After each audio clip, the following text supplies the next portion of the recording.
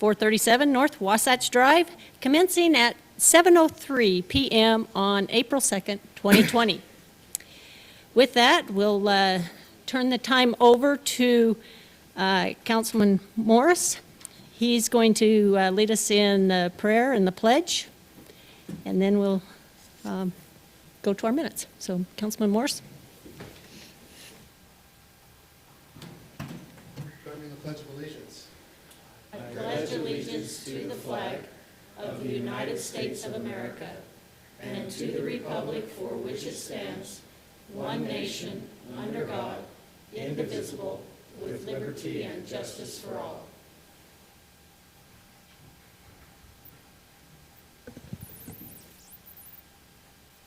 Our Father in heaven, we are grateful this evening to be able to be assembled as a city council and city staff here for Layton City. We're grateful for the peaceful circumstances in which we are able to meet. We are aware of the pandemic that we are all struggling with as well, and pray this evening for those who are struggling through this and those who are suffering. We ask that Thou would bless us with wisdom and continued protection as we move through this disruption.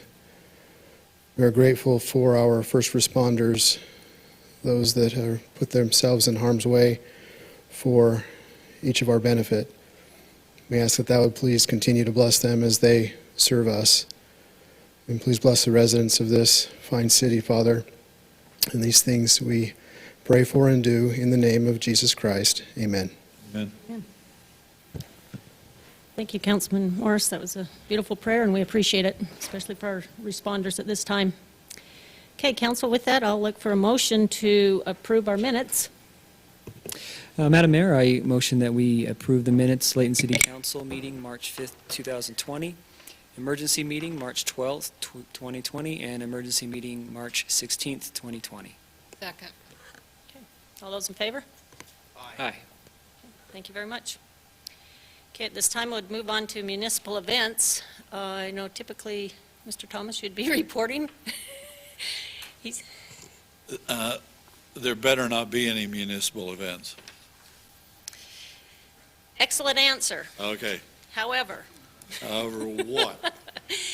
there are two events that are going to take place that are considered essential events. One in particular will be a food drive that will take place on April 10th. This will be a non-contact food drive. It's actually, the reason why I'm willing to discuss this is because obviously the pantries are dry due to the last couple of weeks. And fortunately, we've got a dealership in town, the Young dealership, who has multiple dealerships throughout not only Davis County, but also Weber and Morgan. So they're conducting a one-day food drive and is asking all residents if they could to bag up some items and put that bag on the curb. And then between the hours of 10 a.m. and 2 p.m., they are dispersing their vehicles along with their own staff primarily, or volunteers who will also have gloves. They're going to practice. There won't be more than basically a person on each side of the vehicle and one person driving. So there will be, good distance going on, and they'll go up through the neighborhoods and collect whatever food is put on the curb. So they're asking for it to be curbside. And it will be, the food that is gathered in Weber County will go to the Catholic Church up there to be distributed. Anything in our county, or I should say primarily Layton, will also go to the Bountiful Food Pantry, and then anything collected in Morgan will stay in Morgan. Anybody who is not comfortable with that and would like to contribute, they are going to set up some barrels at their facilities where you can actually drive by and be able to roll down your window and put the food in the barrels. And in fact, if the food is not picked up after 2 p.m. on that day, then they would ask you to, if you could, to get that to them, to their dealerships and put them in those barrels, because they will be coordinated. They've got a big effort going on with the pantries to be able to collect this food. So I think it would be something good that, our citizens may want to participate in. So Mayor, it's not going to our food bank, our Open Doors? So our Open Doors actually gets their food from the pantry as well. Okay. So yes, it will be bad, this is literally has caused the pantry to be dried up, as well as the fact I know that they're good about putting together the packets for the kids. Typically on a Friday afternoon, the young kids at school would be able to collect those weekend packs. So they'll be also using this food to kind of help with those. Who does that? The weekend packs? Yeah, right. So there's a lot of different groups that end up going in and So it's doing. not just a group? Right, yeah. It's Yeah, not the school district, anything like that?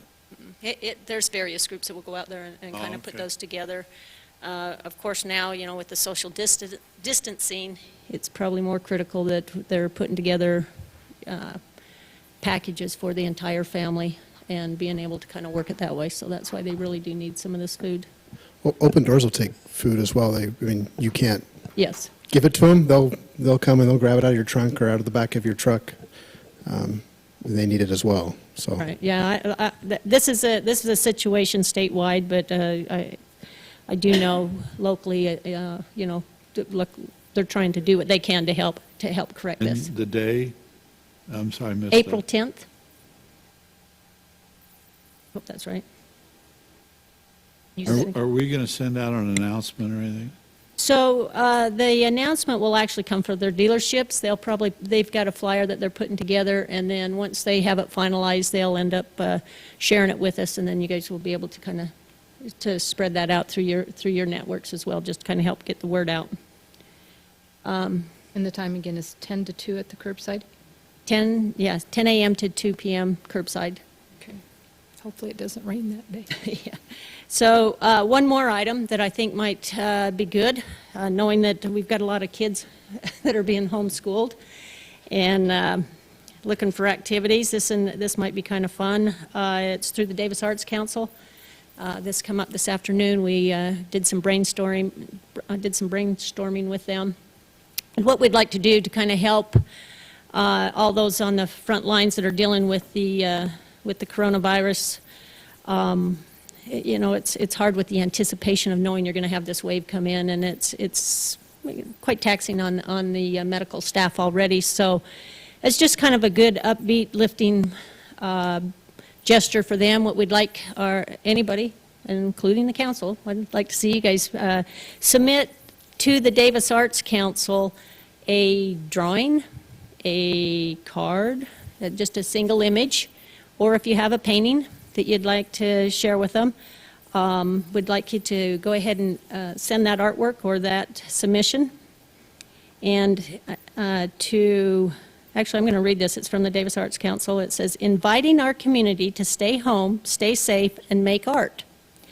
We are partnering with our local hospitals to share work.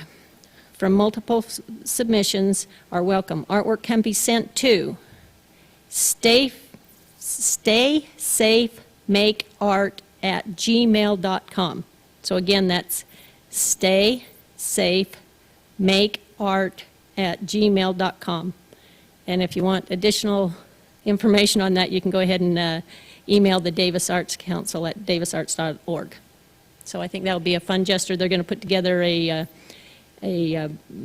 kind of a, not really a PowerPoint, but a slideshow on that they will be able to kind of show in the monitors at the various hospitals. And depending on how much artwork they get, they can do multiple releasings of that. So I think that would be a good gesture on behalf of our citizens here. Okay. I feel like I'm doing all the talking, but those were two items there that I think would be good for all of us. So we'll now move on to item number 3, which is our verbal petition and presentation. And today what we'd like to do is have a proclamation regarding the awareness of Sexual Assault Month. We've done this in the years past for those of you on the council. So I'll read our proclamation. Typically they would be here in person and we'd be able to present them with their certificate, but given the current state of the virus, we'll just be reading the petition.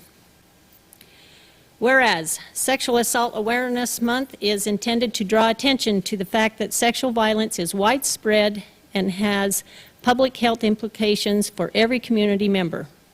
And whereas rape, sexual assault, sexual harassment impacts our community, as seen by statistics indicated that 1 in 5 women will have experienced sexual assault by the time they are college age. And whereas we must work together to educate our community about what can be done to prevent sexual assault and how to support survivors. And whereas staff and volunteers of anti-violent programs in Layton City encourage every person to speak out when witnessing acts of violence, however small. And whereas with leadership, dedication, and encouragement, there is compelling evidence that we can be successful in reducing sexual violence in our community through prevention, education, increased awareness, and holding predators who commit these acts of violence responsible for their actions. And whereas Layton City strongly supports the efforts of national, state, and local partners and of every citizen to actively engage in public and private efforts, including conversations about what sexual violence is, how to prevent it, how to help survivors connect with service, and how every segment of our society can work together to better address sexual violence. Now, therefore, be it resolved that I, Joy Petro, Mayor of Layton City, along with this Layton City Council, do hereby proclaim April 2020 as Layton City's Sexual Assault Awareness Month. In witness whereas I have caused the seal of the City of Layton, Utah to be affixed on this second day of April 2020. And here is the certificate that we'll be passing on to these folks and let them be able to recognize, or so that we are acknowledging the fact that we are, tongue-tied, that we want to let everyone be aware of this situation.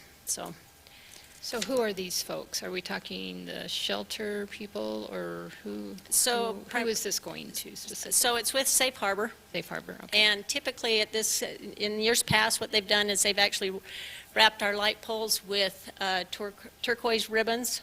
Mm-hmm. So to kind of help let everyone be aware of the fact that this month is Sexual Assault Month.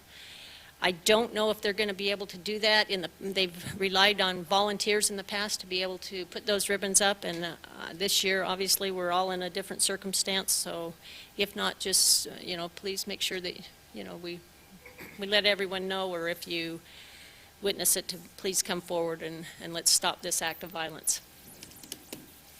Okay, moving on. Item number 4 is citizen comments. Typically at this time we'd have our citizens' comments. I do know that with us at this time, we're actually live streaming, and should any comments come in, there will be a delay, but we can handle those. But also, if there are none, you're welcome to still comment, and we'll try to address those in an email and getting back to anybody after this. So, does that work? Okay.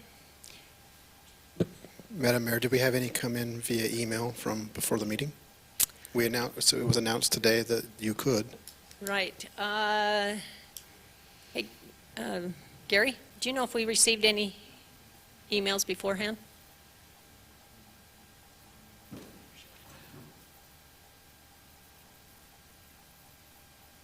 Well, it looks like we only have one question, and that is just a question as to whether we as a city are sheltering in place. And I think the answer to that is that according to the Davis County order that came out on the 1st, that yes, Layton City is sheltering in place as well as all of Davis County. So the answer to that would be yes. Because we're considered essential, right? Essential services, so we need to still be open. We still need to kind of conduct business. Yeah, the way the order reads is that essential services can continue, provided that we abide by the other recommendations in the order, which are We don't encourage large gatherings, which that's the reason we are doing it this way. We have the doors locked, there's nobody here, and we also have separation, abide by the separation. Those are the two things that we had to do, and so we'll go ahead and do that. Okay, thank you. Okay, council, we'll move on to item number 5, which is our consent items, which these items are considered routine in nature and can be acted as one single motion. If discussion is desired or any particular consent item, then that item may be removed from the consent agenda and we can deal with that separately. So seeing that there's none that would want to be moved, let's proceed with item A, which is the adoption of the municipal wastewater plan, which will be presented by Steve Jackson. Mayor and council members, before you tonight for your consideration is Resolution 20-21, which is the adoption of the 2019 Layton City Municipal Wastewater Planning Program Annual Report. The report is required by the State of Utah Department of Environmental Health, Division of Water Quality, and it requires that Layton City perform a report every year for the financial and operational sufficiency of our sanitary sewer collection system. The alternatives are to adopt Resolution 20-21, authorizing the adoption of the 2019 Layton City Municipal Wastewater Planning Program Annual Report, adopt Resolution 20-21 with any amendments the council deems appropriate, or not adopt Resolution 20-21 and remand to staff with directions. Staff recommends that council adopt Resolution 20-21, authorizing the adoption of the 2019 Layton City Municipal Wastewater Planning Program Annual Report, and authorize the mayor to sign the necessary documents. Is there any Okay. questions I can help answer? Council? Steve, I just have a couple. So one of the questions in part 2 talked about a repair and replace sinking fund, and the answer to the question was no, we don't have one. What is a repair and replace sinking fund? Basically, if you're paying for the depreciation of the system, if we're putting money aside every year to pay for that as a part of the user fees that we have, and the sinking fund continues to grow until it's a substantial number, and we do not have that, although we do have a reserve that we do keep and keep for potential replacements, but we do not require residents to pay for the depreciation on the pipe as the asset ages, if that makes sense. Okay. And then the question that was asked in the rate study about the replacement costs being budgeted for at 2%, and the answer was no. Yeah. That number would come out to be about $6 million a year if you look at our annual value of replacement, which is $305 million. And so basically, we do not have enough required maintenance or replacement of our system to justify paying $6 million a year to replace pipes that are functioning and working well. If you look at the report, we had 10 instances that were considered Class 2 instances. One was a boring contractor who ended up boring through a sewer line and caused 5 of those. So we feel like the system is very healthy and funded well. The maintenance is being taken care of in an appropriate manner, but that 2% I think is just a question they have. I don't believe that very many places are spending that kind of funds to replace their systems unless they're in really bad shape. Okay. And then my last question is, it talked about, one of the questions was regarding the largest diameter of lines that we have. Yeah. And when it was last replaced or repaired, and it says not since 1956. Yeah. So where is this line, and is that a concern that it's been 60 years, more than 60 years since it's been? Not really. It's an 18-inch pipe, and it was installed in 1956. The average life of a concrete pipe can be anywhere from 60 to 100 years, and so as we look at those things, we televise our system, and we have a 7-year rotation in which we're televising every line, and so we're looking at those condition assessments, and if the system requires it, that's when they get put on the list for replacement. So I'm not concerned that it's a 60-year-old pipe. We have pipes that are, that old in our water system as well, and we evaluate those as an asset management process. But if there's nothing wrong with the pipe, we don't feel like there's any reason to just replace it simply because of its age. Okay, So. thank you. Council, any other questions? Okay, thank you, Mr. Jackson. We'll give you a moment to get out, not get out, excuse me, leave the room, get out of here. I know. Hey, we got to liven this meeting up somehow. Kind of like. And our next item will be presented by Mr. Dave Price, which is our bid award for LSI contractors, which is on the Case Creek and DRNG trailhead. So, good timing, Mr. Price. Thank you. Mayor and Council, this evening I have the pleasure of introducing Resolution 2020. This resolution authorizes and ratifies the execution of an agreement between Layton City and LSI Contractors, LLC, for site improvements of the Case Creek and the DNRGW trailhead, located at 668 Vance Drive.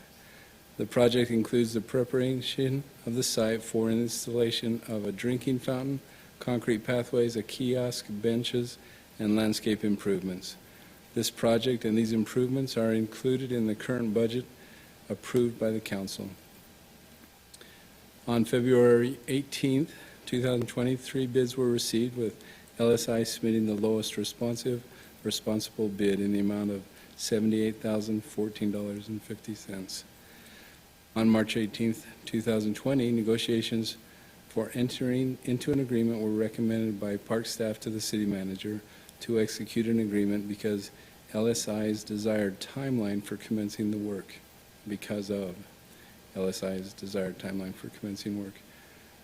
Should the agreement have been delayed, construction would not have commenced until late summer because of LSI's other awarded projects. The agreement was executed by LSI and the city to formalize the awarded bid, and work was begun on the project.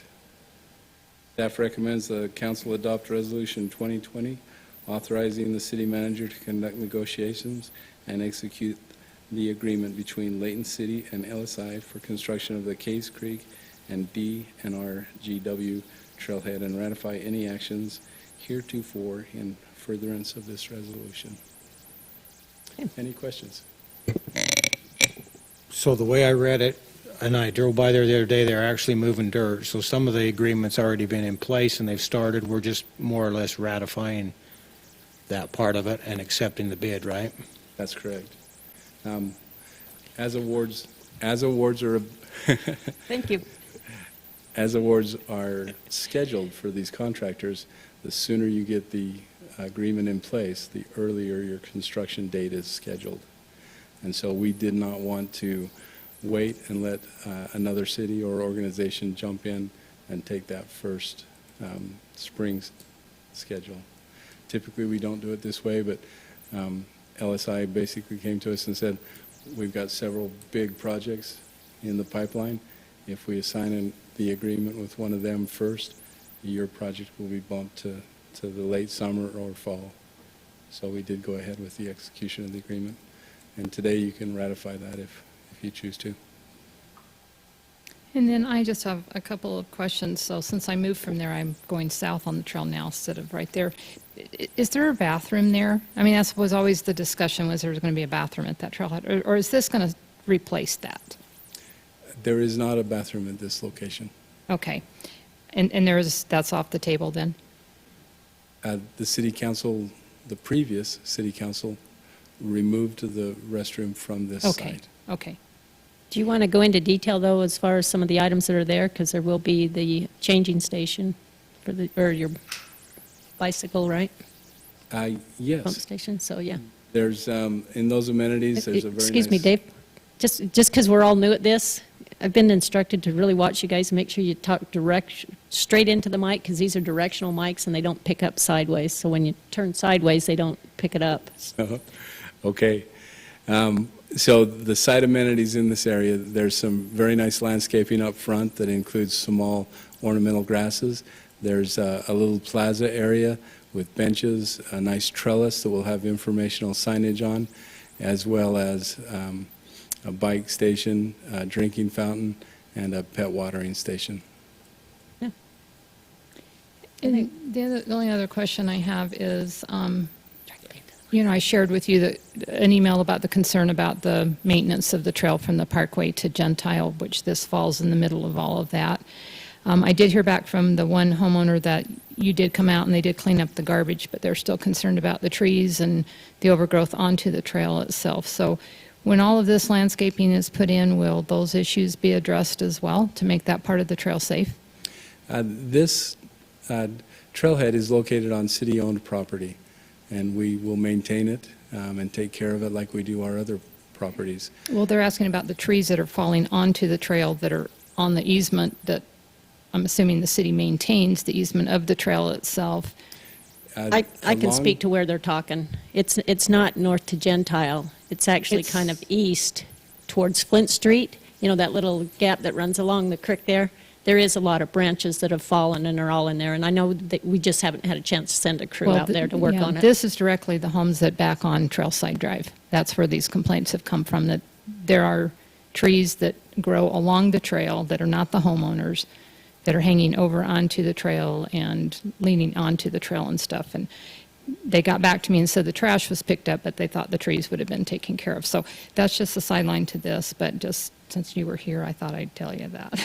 No, I'm glad you did.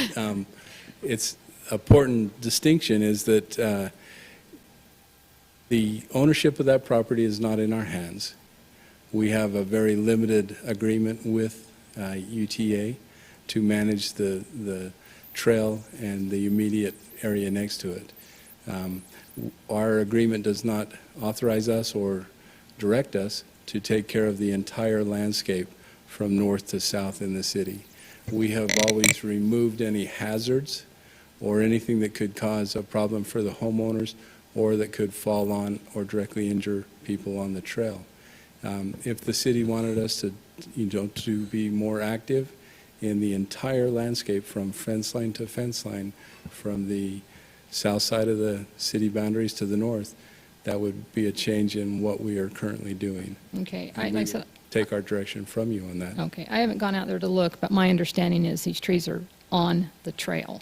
They're leaning onto the trail, presenting a safety issue. So, Then- so I should have them call Been out there? UTA is what I need to do? No, if it's a safety issue, Okay. our crews will typically immediately get out there and remove that safety Okay. issue. Are you talking on the DNRG part? Yeah, she is. Yeah, but that goes from the south end of the city all the way to the north. It's No, I know that. I'm just saying that this. bad trees and Yeah.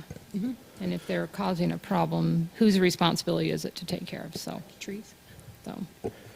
Question about the time of year when the goat heads come out for the cyclists and those on bicycles. How is that maintained? Don says that's another problem. What's the maintenance schedule of that, and who is responsible for those? We are responsible for the trail maintenance, and we typically send someone out throughout the year. In the spring, they will spray to remove the growth of the goat head plants. And throughout the year, we send out a blower to clean, those goat heads as well as other debris off the trail. And that occurs about every 2 weeks. If it seems that we need to do that more often, we can certainly increase that. Yeah, there's just the season near the in the summer that they get really crazy because they dry up and you have all the goat heads. So that's good to know. We can make sure if we do see that, we can, or if it gets worse, we can let you know, and that's good to know. So thanks. Now that we're aware of it, we can take a more active approach to it. Well, you could put a blower on your bike. I mean, come on. So the bids were received on the 18th, and then the work was started a month later. Is there a reason why this wasn't on the March 5th calendar, on the March 5th agenda? It was just a timing issue. We brought it as quickly as we could bring it to you. Okay. It just leaves the council with no real remedy if we didn't, I mean, I don't have any problem with this bid, but it leaves the council with no remedy if there's already been work on it that's been done on it. So I guess it's more just procedural, and maybe Gary can speak a little bit to that. Sure. Just so you know, this is just a little bit of information. A lot of the contracts that come through my office from different departments in the city, the projects are actually already approved in the budget. So the council's already looked at them. They've approved a budget for the year. But I've always insisted, at the behest of the city manager, that we bring those that are most important back to you so you can see them, so you understand which contracts have been approved and which have not. So sometimes, and especially where you got construction involved, you want to get people in as early as you possibly can, but you've already approved the contract. You've approved the budget. But, so we're bringing it back to you just so you can see, I guess, the product of what you've approved, which is, the actual. So you're not actually approving it from the beginning. You're just subsequently approving what you've already approved once already. So I hope that clarifies, because you're going to. I mean, it just, Yeah. if it's already been approved, but I just would like to review, if you're going to bring it back, Mm-hmm. then we should be able to do something about it when it comes back. If Yeah. the work's already been started, then there's really no reason to bring it back. You're going to see that happen quite a bit, though, because we want you to know what these guys are doing. We want you to, somebody will ask you, well, what's going on over there? And you'll say, well, project's going on. We've approved that project. This is almost a formality a lot of times in bringing the contracts back to you. Most of the time, we're ahead of the game. We're able to bring them back to you early, but especially right now where you got so much competition for contracts, what I've told them is get them going and then bring them back to you afterwards. Because, if there is something fatal in it, you can always stop the contract and give it to somebody else. But the bottom line is these guys have got to get these projects done that you've authorized and you've funded. And that's the reason that you'll see a lot of them come through that you've already approved, kind of, is what you've done. So hope that helps, Zach. I understand what you're saying from a legal standpoint. You're going, well, what's our recourse if this? Well, your recourse would be to stop the project if you weren't going to fund it. In fact, interestingly enough, there's a provision in most of our agreements that say that you can choose not to appropriate any time as a council for something that is in the process of being done. So you can budget it, but then not We appropriate. do have a remedy then. Yeah. Yeah. Okay. That's all my question. It was, like I said, it was more procedural. It's not like I have a problem with this bid. It was just the dates just didn't line up with my legal mind. So, I figured I could see it in your eye. I'm sitting there thinking, so, he's yeah, he's thanks. wondering why you do this in advance, after the fact, ex post facto, I guess. Thanks for the clarification. For Dave. Don't use that For word. Dave. No. I throw that in. Say afterthought. So just one comment, since we're talking about the DNRG Trail for a minute. Alex, if you could, one of my concerns always there is not necessarily the limbs, but I think it's a potential danger for people and the type of people that sometimes are around there having property that borders it and seeing what goes on. If as the weather gets good here, if we could just reinforce to the police to ride their bikes down there once in a while, whatever, especially during the evening hours, I think is critical. Yeah, especially north, going all the way to our northern boundary as well. Yeah, last year, the homeless problem was less than the previous year, but it's always seems to be kind of a problem down there too, so And Just Mr. a little- Day, police presence would help. we do try to trim back that immediate area off Yeah. the shoulder of the trail so that people have a little clearer sight line, so they can see farther up the trail and behind them. And I think the Parks Department does a good job. I don't think there's any way you can tackle the big trees, but I've seen you mow, and you mow to the edge of where you can very well, in my opinion. Thank you. I'd agree with that. Okay, any other questions?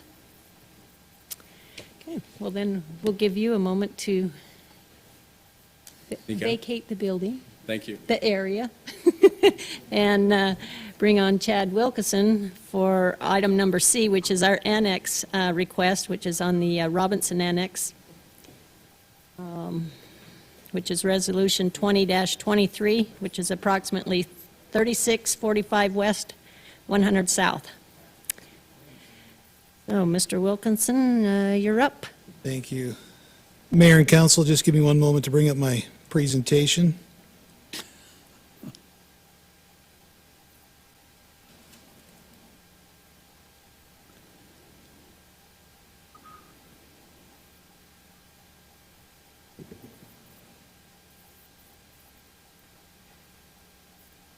There we go.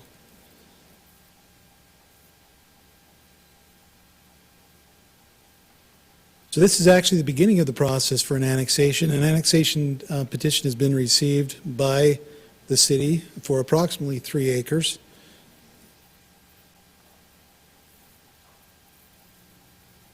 Aha. There we go. That process requires that the city council take a step to direct staff to move forward with this annexation. We have actually two resolutions here. One is acceptance and the other is certification of this annexation petition. So resolutions 20-22, 20-23. This is a picture of that property that's being requested. It's out west. You can see Gentile right at the top of your screen. Here's the property in red, that crosshatched area. This would start the process, which would then require several weeks of public notice prior to a public hearing for the city council to decide on that annexation request or not. So we are recommending that the council adopt resolutions 20-22 and 20-23, accepting and certifying the petition for annexation for these approximately 2.9 acres located at about 3645 West, 100 South. Just a information question, Chad. Is that property west of there unannexed? And is that Syracuse west of there? This is unannexed property, and that is Syracuse City, yes. So the blue line is Syracuse, right? Up north of there? This is Syracuse, yeah. Okay. This is Layton, yeah.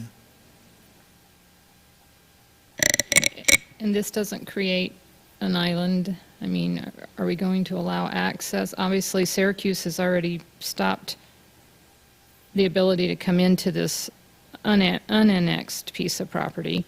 So, and again, tonight, we're not taking any action on the annexation. It's just an initiated petition to begin the process for reviewing annexation. To answer that question, though, this is not an island. This is a peninsula. This is all unincorporated Davis County, so that's a peninsula that would be created.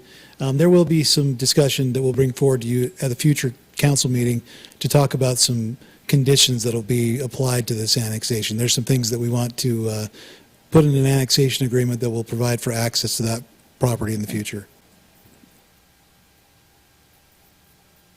Any other questions? Well, so in a situation like that, is the agreement with Syracuse that will come into Layton eventually or not? This property is within our annexation, identified annexation area, yeah. So we'll have some, again, conditions in an annexation agreement that make sure that we have adequate access to that property when it does get annexed.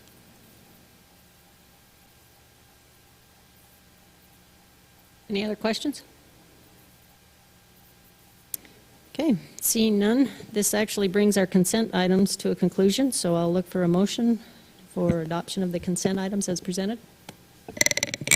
Madam Mayor, I make a motion that we adopt the consent items, which include Resolution 20-21, the adoption of the City Municipal Wastewater Planning Program report, the bid award for the Case Creek DNRG Trailhead, and this annexation, which is 2022 and 2023. Second. Okay, it's moved and seconded. All those in favor? Aye. Okay, thank you very much. Okay, with that, we'll go ahead and move into our public hearing portion of our meeting. And again, Mr. Wilkinson will be presenting that item, which is the plat amendment for Gentile Station subdivision. Thank you, Mayor, Council. This is a public hearing. I did want to mention at the beginning of this hearing that the applicant is not in attendance tonight, but he is available by phone if we need to have any questions answered, and is viewing this through the broadcast. This is a request for an amended plat, which requires a public hearing before the City Council under this circumstance. This is a development that you've seen probably as you've driven on Gentile that's going forward. As the development moved towards building permit, it was noted that there were some discrepancies between the plat and some of the architectural designs for the buildings. The applicant has come into us. We actually really appreciate when this happens up front like this, when the applicant still has all the properties under one ownership. It enables us to do this before we have other individual property owners that have purchased these units, and which complicates the process. But this will entail small adjustments to a number of these units. They range anywhere from inches to just a couple of feet of adjustments to the property boundaries for these units. These types of adjustments are fairly common, and again, this is something that is good to catch at this stage so that the construction of the units actually matches what's platted on that plat. The applicant, again, has gone through, we've taken this to the Planning Commission for their review, and they have recommended that the City Council approve this plat amendment. And I'd be happy to answer any questions if I can. And again, those yellow units or green, whatever you're seeing on the screen, are the units that would be subject to change. The other ones didn't have any modifications needed. Okay. Council, any questions on this? Okay, seeing that there's none, and this is a public hearing, and we are under different circumstances here, I do know that we do have this up for any questions that may have been submitted prior to or actually live now. I know that there is a delay, so we'll give it just a minute and see if there's been anything that's come through. Nothing? Okay. Are you talking about my comment?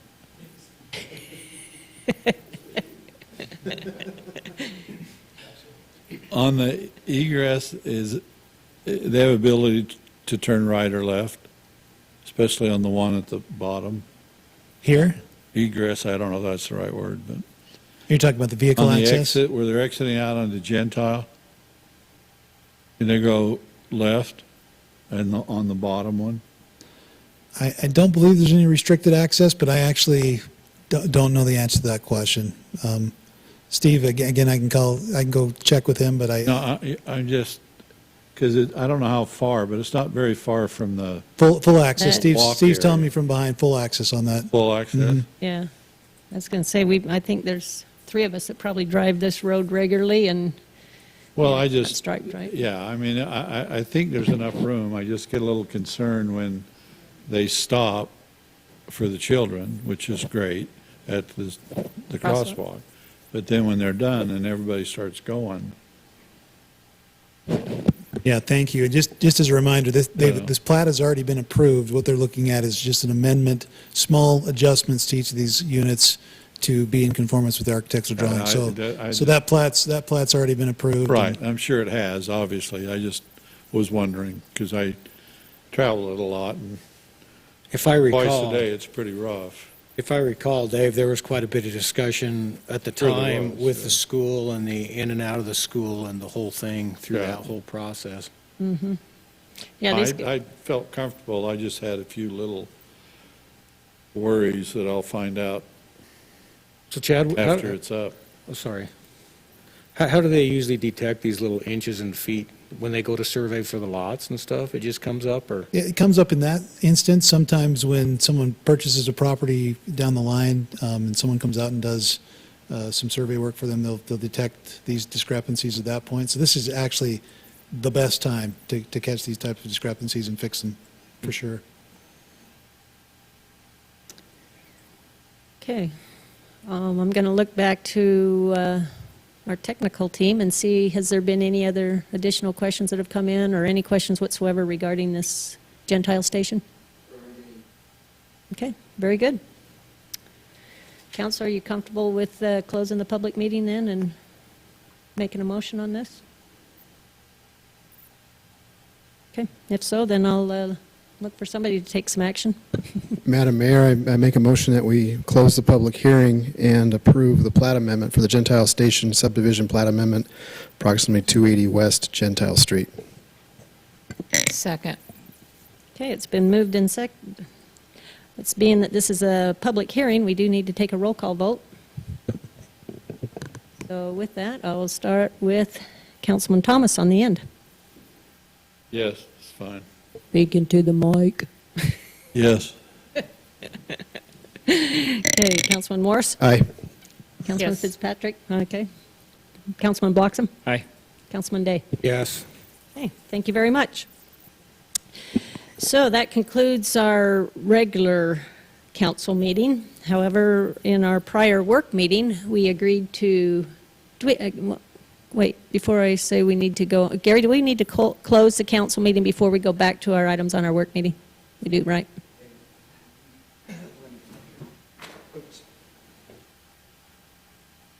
Speak directly into the mic. Thank you. We, yes, go ahead and close your regular meeting and go back into your work meeting. There was, just for your information, sometimes you get delayed citizen comment. There was one other citizen comment that I'll send on to my office for a response. It came in about 7:25, so probably around the time that you have citizen comment, but it was a request by a citizen that you adopt yourself as a 2A sanctuary city. So I'll get back to that citizen and kind of respond to that request. Okay, If via that's okay. email so that they know that they're being contacted. Yep. Okay, thank you very much. We appreciate that.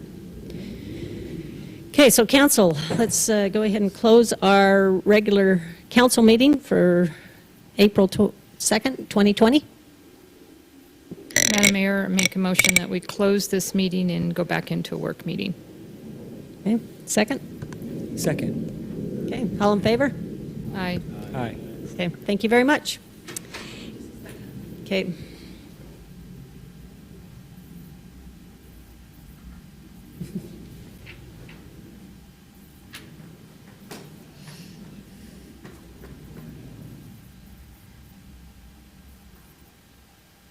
Well, we're,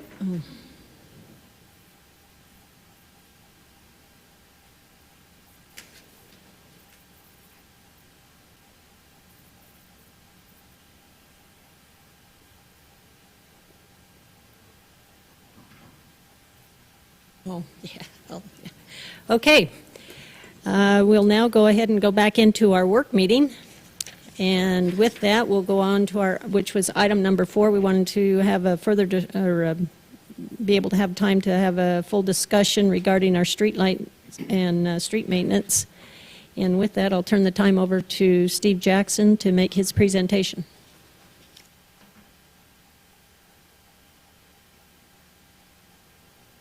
All right, thank you, Mayor.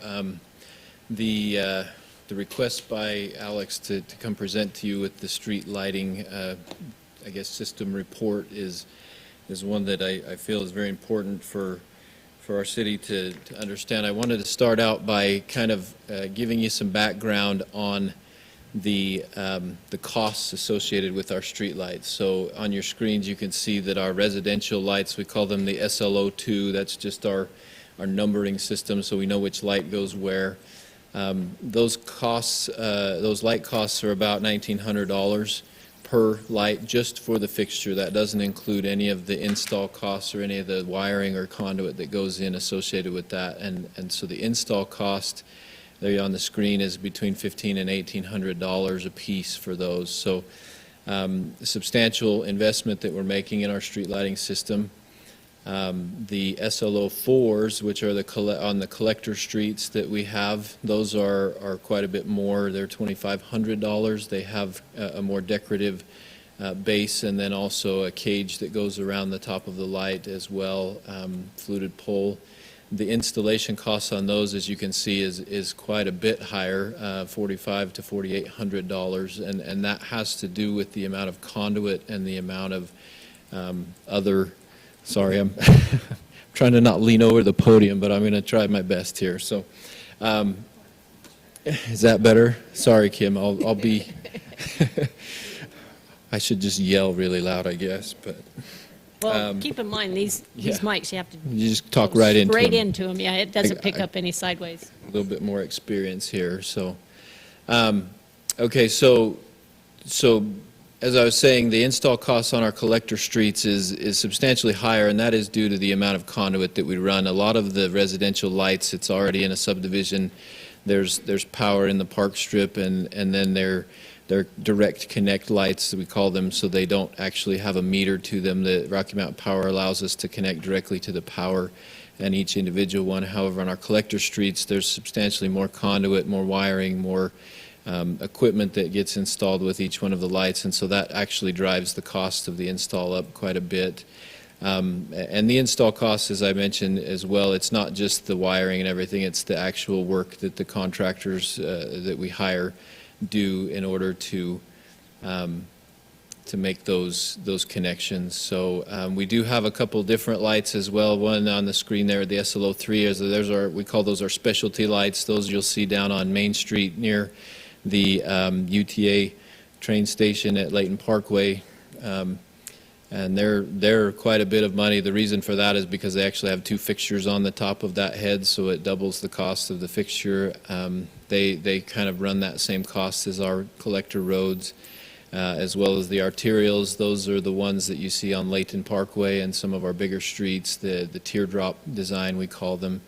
And those lights are $3,800 a piece, basically because they're a larger light with the mast arm and things like that. So I want to go on to, yeah. Can go I ahead. ask you a quick question there? Yeah. How are they metered then?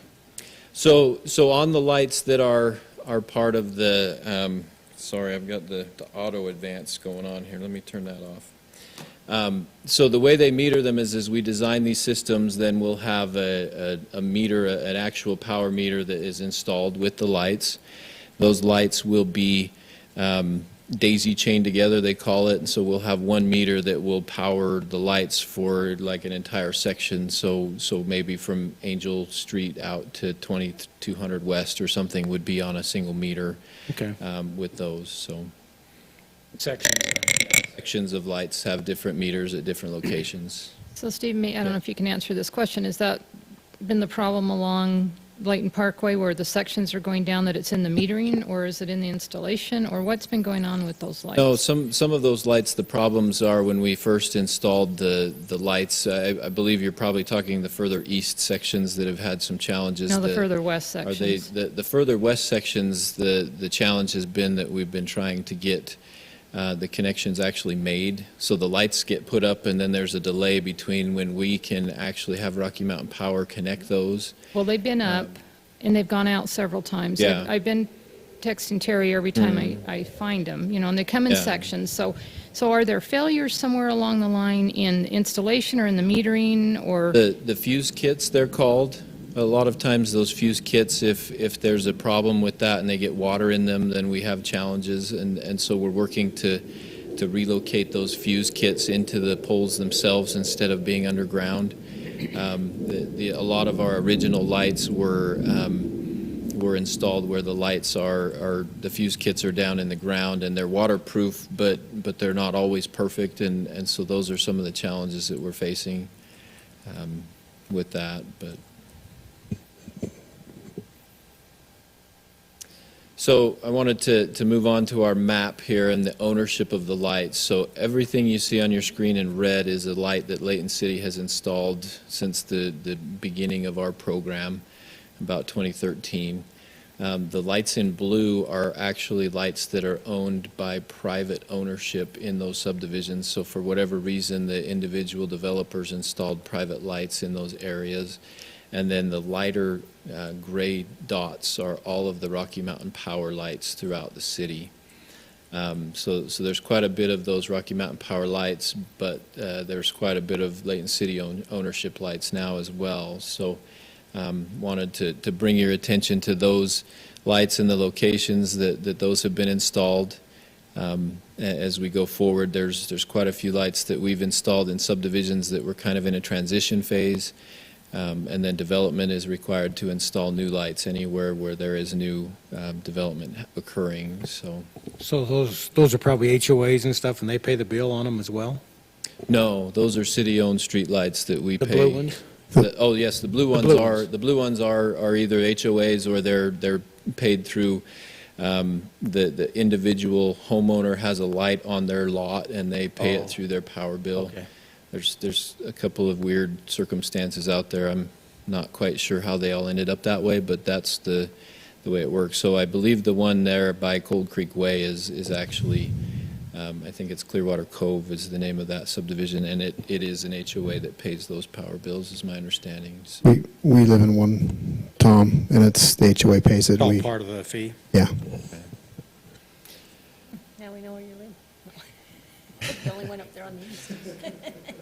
So I wanted to bring your attention to these. This is a list of all of the city-funded lighting installations that have occurred, and I know it's a big list. However, it does kind of show that the items in that left column are the lights that were complete, the projects that were completed as part of the master plan. We had a 5-year master plan that we had put together. There was kind of a real deep dive into the first 3-4 years, and then the 5th year was kind of a catch-all for a lot of projects that that we would hope to get done. However, we haven't quite completed all of those, but of those completed lights, you can see there's 186 of those that were completed as part of the master plan. We have another 31 that are continuing in that center column that are currently under construction or to be installed. Hillfield Road, Church Street. There are 2 subdivisions, Golden Avenue and Cook subdivision, that we have not installed due to either right-of-way issues or, in the case of the Cook subdivision, they have individual yard lights in their front yards, and they have their power meters to their homes actually connected to those, so it's not quite the same as going and installing our lights and removing the ones that are in there. So we've kind of put that one off, and we felt like where there's existing lights in that neighborhood that maybe it's being adequately served. So and then in that center section there, the lights that are not on the master plan that we've done, you can see there's 264 of those, and of those 264, you can see with the arrow points, there's 126 residential installations that were not identified in the original master plan. Those projects were requested to go into existing subdivisions where there was either no lighting or inadequate lighting that weren't originally identified, and then kind of what we call plug the holes, where there were, lights around the area but not in those subdivisions. So of those 126 lights, those were not new developments, those were existing developments there. But then you can also see there were quite a few projects that we took advantage of the roads being torn up for whatever reason. So Fort Lane, that was an important area around the high school that we wanted to make sure we adequately lit. Gentile as well, from Fort Lane to I-15, we added a few lights there. Antelope Drive, Robbins Drive. Some of those projects are in addition to the UDOT projects that have come in. Midtown Crossing is one we installed 30 lights on. Hillfield Interchange, things like that, they're all kind of, we've tried to take advantage of existing construction and take care of it when it was cheaper and easier to get to. As you see, those costs for the installation are pretty substantial, and if we can do anything we can to save those costs, we want to do that. So with that, I wanted to just kind of go over the residential master plan lights. So we had the list we had in year 1, 2, and 3. These are the only listed residential streetlight projects on our list, and of those, only 9 have not been installed.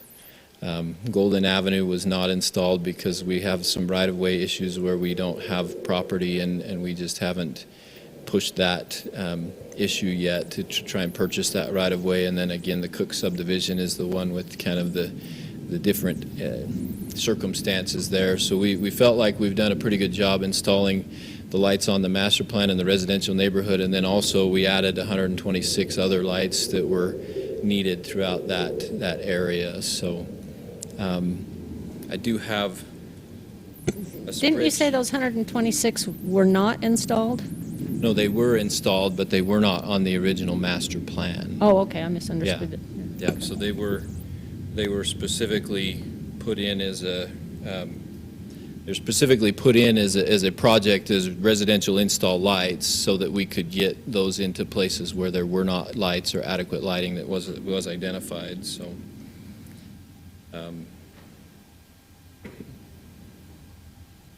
I was going to show, I have a spreadsheet, and we've gone through the list of projects. There's quite a few projects. Sorry, I've got to get used to standing at the mic here. There's quite a few projects that we've done and completed that are on the list. There's quite a few projects that were on the list, but they were for roads like Gordon Avenue, 3200 West, 2200 West, where the development has not occurred yet.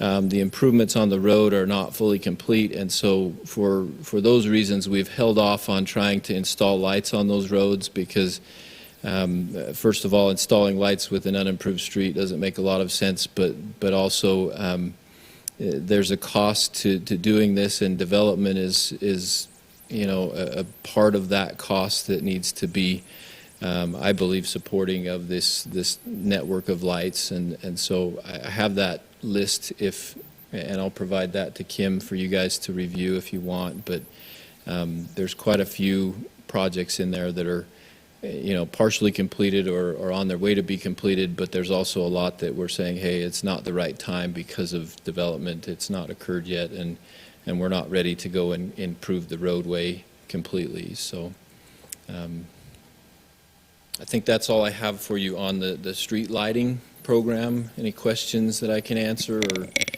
things I can try and clarify? Can you go back a couple of slides? Yeah. I just have two questions. Let's see. This one, where it talks about that there were 42 placed along the US 89 frontage road. Are any of those in jeopardy with all the construction that's going on? No, in regards to being taken out or needing to be moved or? there may be a couple that need to be moved at Antelope Drive because they're going to construct the interchange. However, those will be replaced with the project. Okay. And then the middle column at the bottom, you have the total, and then it says does not include development lights. Do you have any idea how many in the city the developers have installed? I would say, I believe we're right around 1,200 lights total, so I mean they would be the balance of those, 700 or so, 800. So I got a question, Steve, how you, just an information question for me probably is, and how do you plan like a street, let's say like a 2200 or something, Okay. where part of the, say one side of the street, do you go through and design that street, how you want it lit in the end and then split it up between developers? Or let's say this guy on this side of the road wants to develop, do you go and have him put all the lights in now, or how does that work? Does that make sense? Yeah, let me see if I can make this pull up on our screen here. Because some of them, you have them like the Parkway there on both sides going down. Yeah. But not all residential roads are that way. Yeah, so we do have kind of a pattern that we try and follow.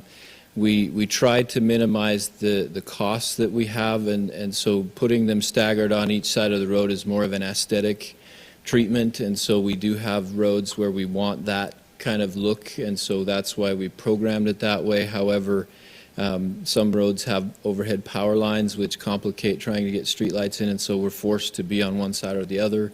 But the goal is that development pays for their portion of the lighting system, and in the beginning we were trying to just say, oh hey, a new development came in and they need to put a light in, but now we've looked at the plans and we've said, hey, we need to master plan this road. Oh, excuse me, we need to master plan the road, and because of that, we've laid out this map and this program. So You have kind of the streets all planned, how they'll develop then. Ed, how do I get this website to jump on the screen, or can you see the map on the screen that's got the green dots? Okay, so I just like move it over here. Oh, hey. Oh, there's one. So this is actually our GIS map. It's not as pretty as the one that the PDF has, but all of those green dots with a red circle, or red dots with a green circle around them, those are all proposed street lights that we have. So Tom, for example, on 2200 West, you can see that we have a whole bunch of lights down there south of Gentile that need to be put in, and then also at 3200 on West Hillfield Road. Highway 89, there's a whole bunch along the frontage road. So our lighting engineer takes this map and he kind of builds out the master plan for these areas based on where we think those will be, and then when a development comes in for that section, they're required to pay for their portion of that section. So does somebody who develops later still have a portion to pay of that? Yeah. Okay. Yeah, they would pay based on basically the frontage that they have along that roadway.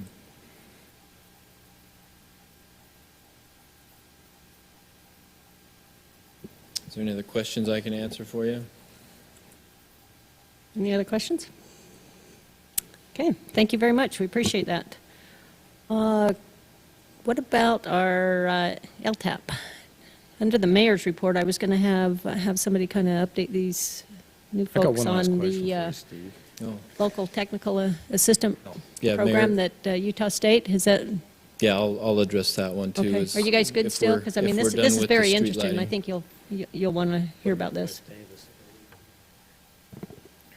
West Davis? Yeah, is there going to be a lot of lights we have to put in, or is they all in? There will not be a lot of lights on West Davis. There will be lights along Layton Parkway and 2700 West. However, with the West Davis corridor, UDOT has committed to certain lighting standards, and so there will be lights where necessary at the interchanges, but they will not be lighting up the whole frontage, the whole right-of-way for that project, so.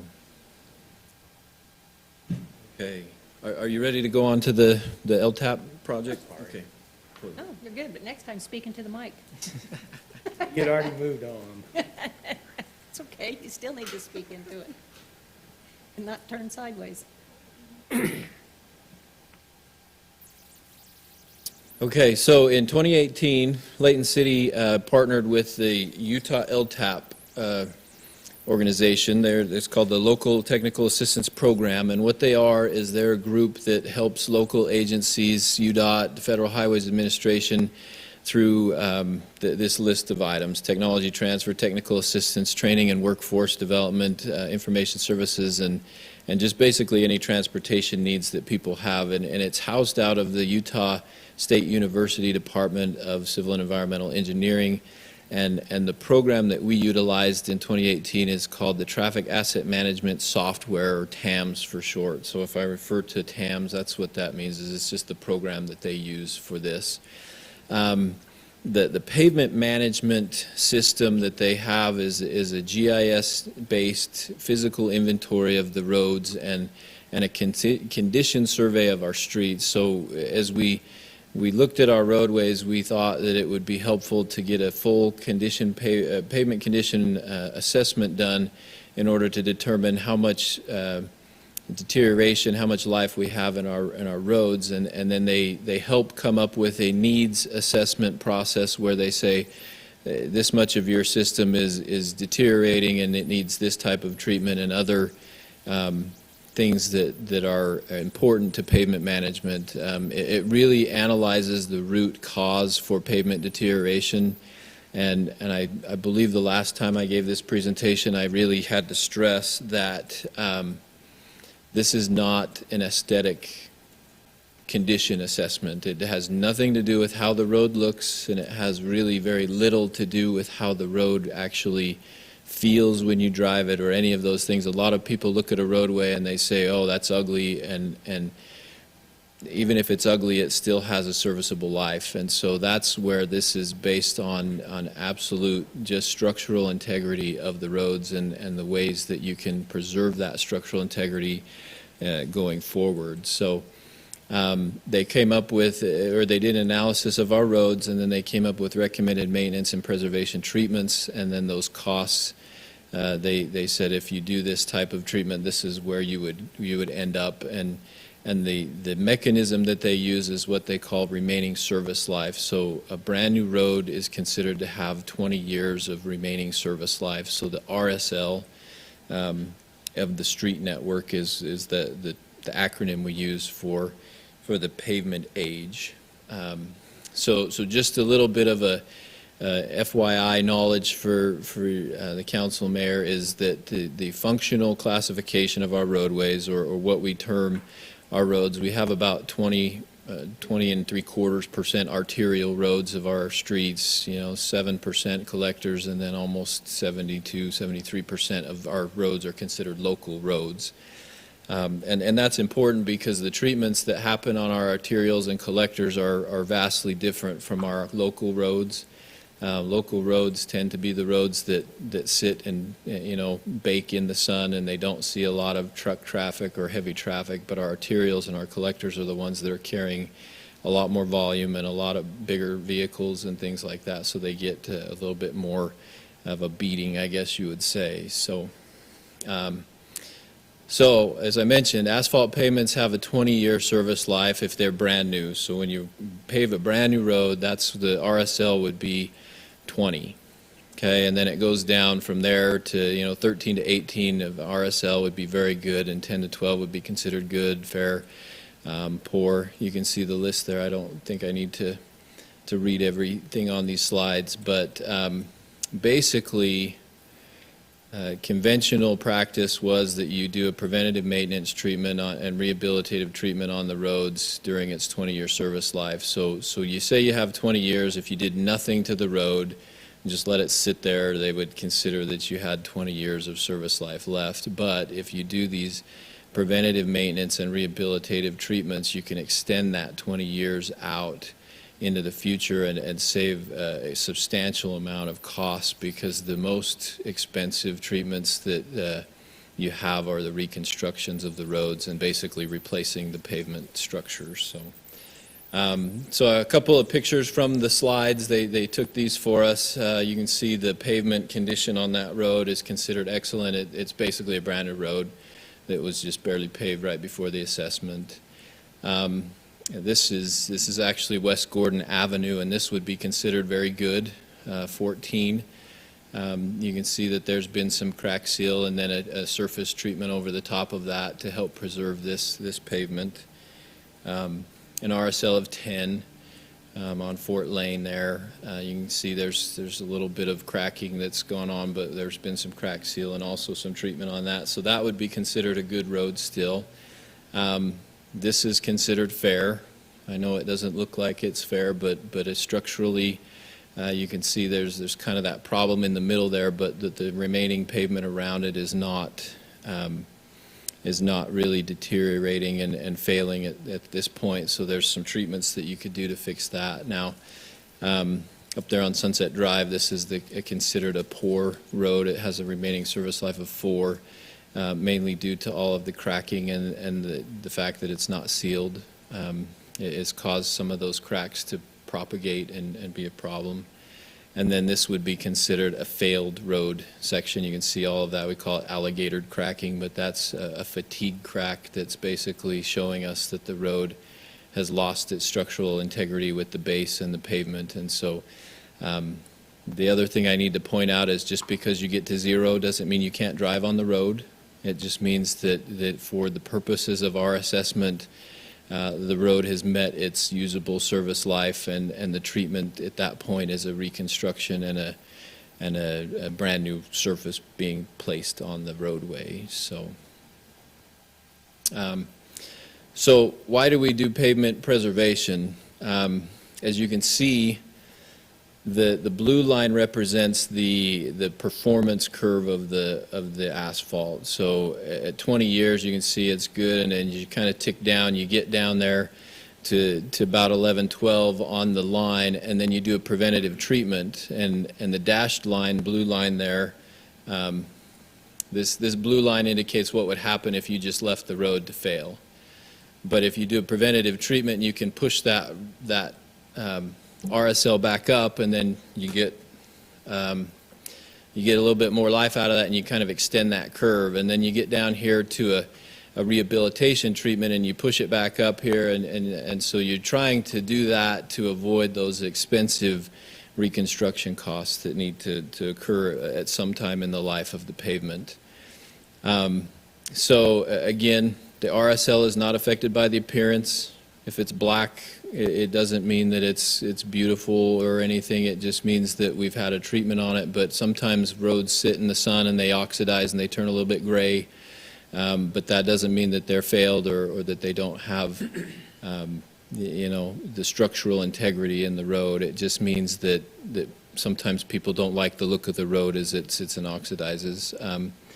But the responsible maintenance program builds around the fact that you're trying to improve that service life of your system overall and prevent getting to the point where you have to reconstruct roads because you've neglected them in an effort to beautify the pavement instead of using it for what it's for, and that's to transport vehicles and things. So there are three categories. There's a preventative maintenance, rehabilitation, treatments, and reconstruction. The most expensive are at the bottom of this list, the least expensive are at the top. So the preventative maintenance is our seals and other types of coatings that go on top of the pavement. They don't necessarily add any kind of structural capacity to a roadway, but they seal them up and they prevent either the sun from oxidizing and damaging the roads, or they prevent water from entering in and damaging the subsurface components. So, and you can see that last bullet in that section. They're about a fifth the cost of rehabilitation, and they're about a tenth the cost of reconstruction. So when we go out and do a lot of the slurry seals and crack sealings, they're significantly cheaper than having to put brand new pavement down. Rehabilitation treatments are a little bit more aggressive to try and solve the problems. They are used to add structural capacity to a roadway. So if the pavement is failing due to cracking or other things, a lot of times we will, do a 2-inch mill and overlay. That's considered a rehabilitative treatment. They do cost 2 or 3 times more or less than reconstruction, but they're substantially more than preventative maintenance. And then reconstruction is the least desirable. It sometimes is necessary, but basically you get a new pavement section. You usually have to replace all the base and additional subgrade in order to build the pavement structure back to what it is required to be in order to provide that 20 years of remaining service life, but it is the most expensive. So out of the LTAP survey or study, this chart is provided to us, and what it basically shows is across the top black bar, you've got your remaining service life of the road. So if you have a road that's in the 10 to 12 range, let's say, as you follow that chart down, the numbers in the chart indicate the remaining service life that you'll actually add to that road by putting that treatment on it. So if we use 10 to 12 as our example, and you wanted to put, let's say, a slurry seal down on that road, you would add 5 years to the life of that pavement. So you'd take it from a 10 to a 15. If you put a crack seal down on a 10 to 12 year or RSL road, you only basically gain a year. If you put it down at a 16 to 18 and seal those cracks up, you can actually push it back up into the 20 range there. And so basically we use this chart to determine and help us determine what type of problems there are in the roadway and what the most effective treatment is for the cost. So as you're looking at that list, it's a pretty substantial list. We don't use every one of these treatments because some of them just don't work well here in our area. Some of the climate issues we have don't allow for every one of these to be used. Plus, it's kind of hard to manage that many treatments when we have some specialized contractors that come in and provide pretty competitive pricing for us. So. But again, if you look down there at the bottom, if you do an overlay, you add 15 to 16 years to the life of the pavement by doing that, but you pay $24.75 instead of 90 cents up at the top. So just kind of to keep that in perspective. So hopefully I'm not boring you too much with the lists here, but the pavement distresses that they looked at, they actually go down that entire list there. There's fatigue cracking, longitudinal cracking, transverse cracking. Those are some of the big issues that you see out in the roadways. The fatigue cracking is actually because the subgrade has lost its support, and asphalt pavement is considered a flexible pavement. If it doesn't have the support from the subgrade, then it actually will crack in certain patterns and things, and you'll see a lot of that in the wheel paths where large trucks or vehicles consistently drive. Longitudinal cracking is either because of poor compaction or because you've got heavy loads on a roadway. And then transverse cracking is a lot of what you see in this subdivision roads where it's just from thermal expansion and contraction of the roadway. Block cracking is anywhere where the longitudinal and transverse cracking come together. Utility cuts are a huge problem. There's substantial evidence that indicates that utility cuts are a major contributor to pavement deterioration, and as such the city has implemented a street cut moratorium on any new roadways that we have so that they cannot cut those for 3 years after the pavement has been put in place, and there's additional things that need to happen in order to make sure those pavements are sealed back up. Edge cracking is an issue in places that mostly don't have curb and gutter.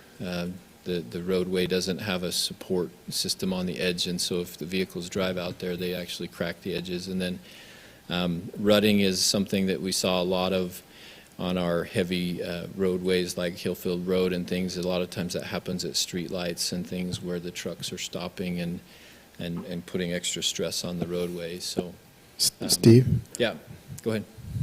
which one causes the potholes? It depends, but it's usually the cracking ones. So the fatigue or the longitudinal cracks will get those water in them, and then as the pavement gets hit with the vehicle, that pressure from the water, the hydrostatic pressure, whatever you call it, would actually push that pothole and break that out, and then the subgrade and the support get wet, and then it continues to flex, and it adds a lot of those problems. So I told you guys would get an education on this. This is good. Are we going to? I'm just trying to keep you awake. Let me. Can we get this copy sent to us? Absolutely. The presentation? Yeah, I'll make sure Kim has this, and I'll provide you guys all a copy of it. Okay. So. I do have the full report. It's 205 pages. The first 40 is the report, and the rest is all of the. Yeah. Hey, it's So, better than Congress. I'll take page 1 and 7. You want page 1 and 7? Perfect. So just to tell you how the pavement is assessed, this is the sheet that the college students use, and I'll be honest, as a college student, I don't know that this would be that exciting, but it's actually really informative, and it helps you really understand what happens to roadways and pavements as a civil engineering student. So as they have this chart, it's got all 6 of those different fatigue, or excuse me, the different distress ratings on it, and then there's a chart there on each side, and I'll zoom in on this one, and I'm going to use fatigue cracking because it's the one that actually shows up in our city the most. But basically, the way you look at it is you look at the extent of the fatigue cracking, and you rate it either low, medium, or high, and then you go to the severity, which is low, medium, or high, and it's based on how often it occurs and the size of the cracks and those things. So that number on the chart on the right actually equates into an RSL. So if you picked 5, you say you had medium extent and medium severity, you'd have an RSL of 6. If you had low and low, you'd be at 10, and if you had none of this, then you'd be at 20. And each one of those different categories has a different RSL chart with it. So fatigue cracking is kind of an interesting one, because if you've got fatigue cracking at all, it drops your remaining service life in half, really, and it's because that's such an important structural component of the roadway. So. So I'm not going to go through each one of those charts. Every one of those charts is the same, other than the way that the cracking, or excuse me, the fatigue is, excuse me, the distress is calculated, and then they use that chart to determine. And so if you have multiple distresses in a road, say you have longitudinal cracks, but you also have fatigue cracking, whichever distress is the worst or gives you the lowest RSL, that's the governing distress on the roadway. So they went through the whole city, and they said, this is what you have, and what we found is we have almost 42%, or just over 42% of our roads have fatigue cracking in them, and what that means is that we need to get them sealed up and keep the water out of them so that they don't continue to deteriorate. The longitudinal is pretty high. The transverse is really high from the standpoint of the roadways that sit and just bake in the sun. The residential roads, the thermal expansion contraction, you'll see cracks every so often because of that transverse cracking. The good news is we have 11% of our city with absolutely zero distress in them. The block and the edge cracking didn't even show up either. And then the patching is, those are what would be considered the utility cuts or other patches that we've had to make in order to prevent the potholes from appearing. And then 2% are pothole related. So what does that all mean for us? The average RSL is 11 years for our roadways in Layton. The average RSL for Utah City surveyed since 2002 is 10.89, so we're very average when it comes to our system. And then that chart down below shows where our roads fall. And so the good news is that about 80% of our roads are in the fair to excellent condition. About 65 of those are in the good to excellent condition. The challenge is that poor to failed condition. Those are the roads that are going to cost us a lot of money to fix in the future. The real silver lining is that we only have 0.32% in the failed condition. So that's actually very good for the assessment that we do. The average, or excuse me, the recommended condition is that, the recommended pavement preservation program is one in which the RSL will be 10 and less than 3% would be in that failed condition. So we do meet that criteria. So to break that out a little bit more, this is the same slide as before, except it shows that the average RSL on our arterials is 12, almost 13. Our average RSL on our roads in the local is 11, and then our collectors are slightly below 10. So we've tried to put a lot of money and effort into maintaining our arterials, as they are the main thoroughfares through the city, and they do see the highest volumes. And then we obviously have some work that we need to do on our collectors and as we go forward.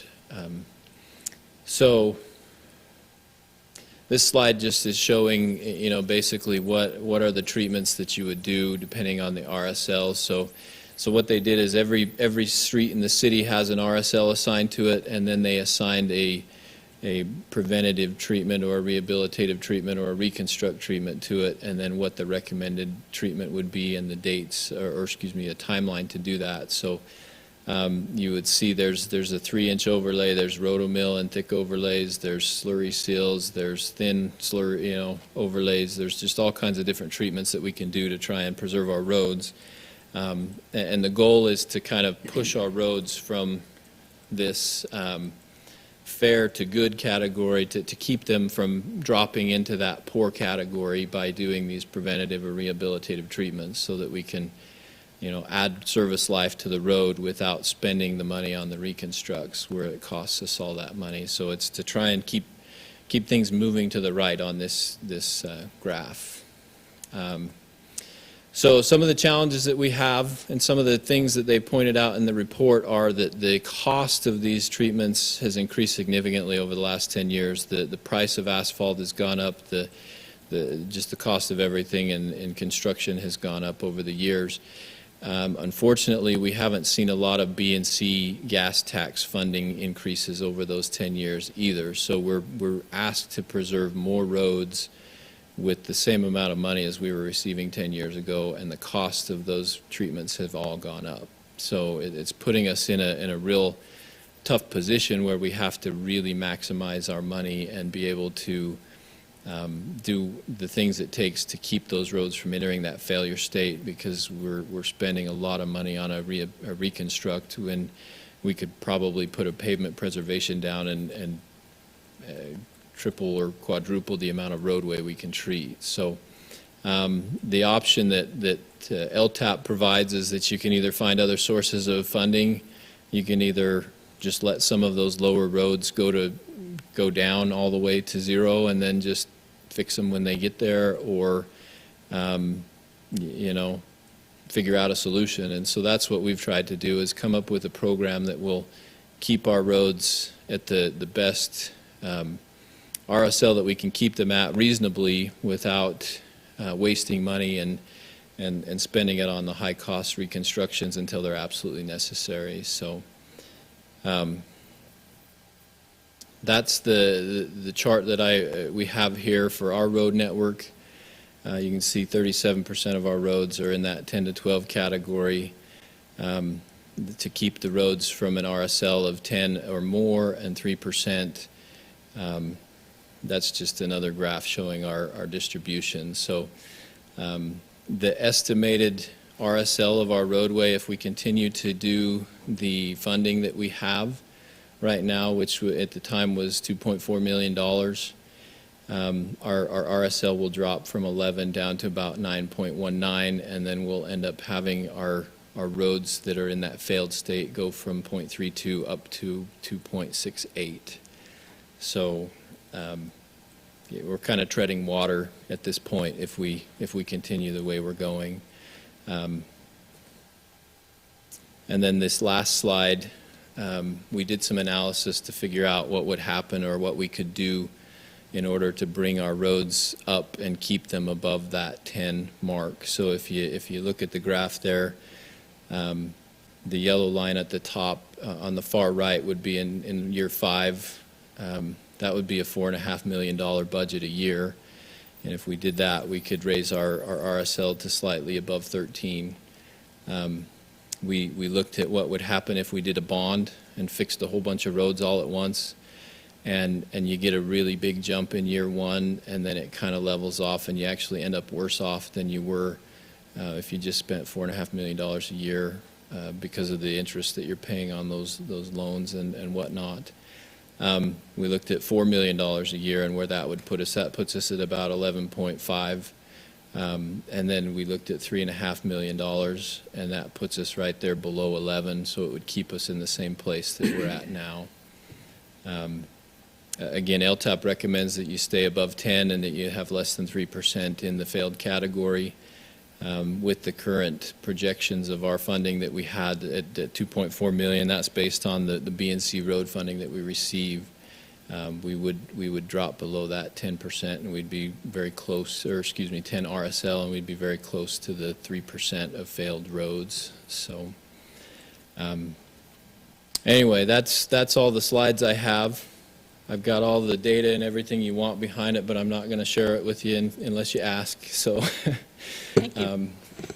there are some maps we put together. I could show you kind of what we're doing with our GIS if you're interested, but I'm going to leave that up to you guys. Just a question for education. The arterial roads, I'm imagining Antelope and Yeah, Antelope, Gordon, Hillfield Road, Gordon. and then collectors are, so Fort Lane, Yeah, Fairfield? Fort Lane, Fairfield, those would be considered more of a collector. Maybe even, what road am I thinking of that I just drew a blank on? Some of the bigger roads that are not the full size of an arterial, but they're not local streets that you would see in a subdivision. So in addition to all your other budget questions, I just thought I'd throw a little bit more fuel on the fire there so you kind of understand what all we've got to look at here. But, you know, I really want to thank Steve and also, I guess, the students up at Utah State for conducting that survey, because, I mean, it's a good survey, and I knew you guys would, you know, be able to glean a lot of information out of it. Can I ask Steve a question? Sure. It's a kind of budget related. So Yeah. when a road gets Mike. when a road gets to failure stage, do other utilities and stuff need to be looked at? I mean, you've got the road all torn up. Is that Yes. not the appropriate time to look Yeah. at any other repairs or whatever that need to be done below? Yeah, absolutely. Every time we actually look at our water and our sewer lines and things that we're repairing, we're actually trying to assess the pavement condition as well. If there's a road that reaches failure before those utilities are giving us a problem or something, we are evaluating those to make sure that if we're going to put brand new pavement down, we want to make sure that the utilities are going to last for that life.